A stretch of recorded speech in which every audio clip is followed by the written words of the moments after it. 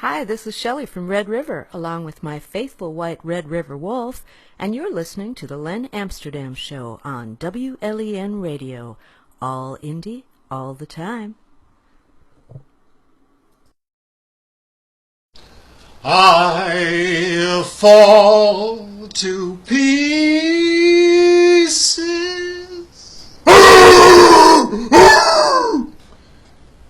That's enough for you, Mickey.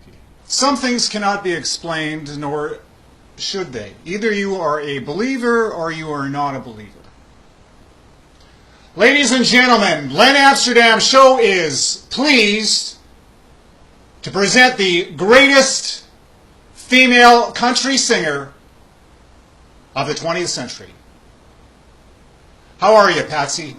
Well, I was pretty darn good up till just a minute ago. What the heck was that screeching? Was that you, Len Amsterdam? Well, I know Hank, but that hurt. Anyways, let's get to the hard-hitting questions. Did you sleep with Willie Nelson to get him to write all those hits? Is that what he told you? Honey, I always knew Willie was a great storyteller, but come on.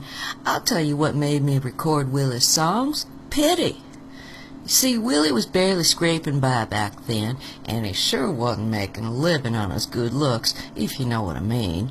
So he had this little song that he sang for me one night backstage at the Opry.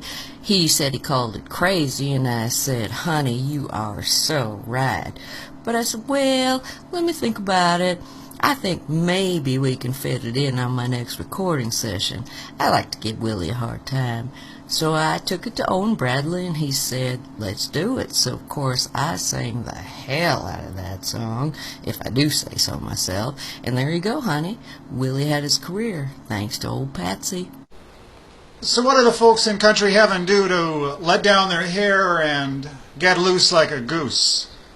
You know, Len Amsterdam, we have a good old time up here. Sometimes we just sit around and listen to that country music y'all listen to, and we laugh. But usually we just have a big old party. I have to herd all those cowboys to get them to pay attention to the picking and singing and less attention to the drinking. But you ain't never heard a jam session like we got. Old Hank and I, we alternate closing the show, so some nights I sit around backstage waiting for my turn, and I check the clock on the wall.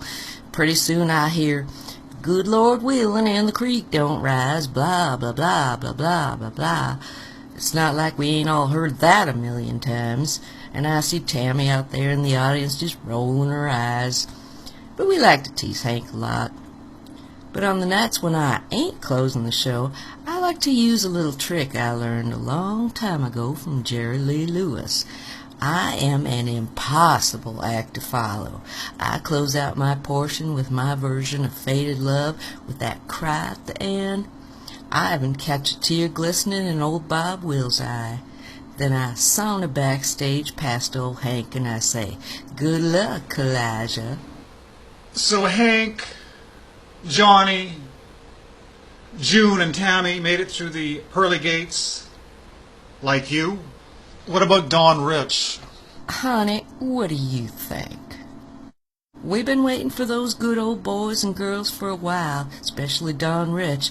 I ain't saying Don's a crybaby or anything, but I got tired of him whining all the time. Buck? Boy, if Buck was here, you'd hear some pretty good picking. Oh, no Buck. Yeah, Don, go back and practice playing Buckaroo some more.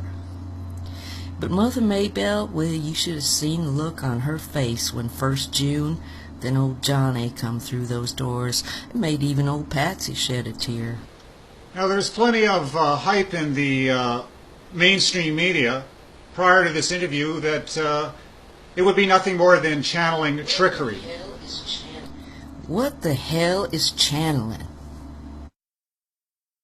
Well, as I said with the opening of this piece, you are either a believer or you are not a believer. Len Amsterdam has been very pleased to bring you the greatest country female singer, songwriter of the 20th century. Just one last question for you. What do they listen to in country heaven? Everybody here's listening to the Len Amsterdam Show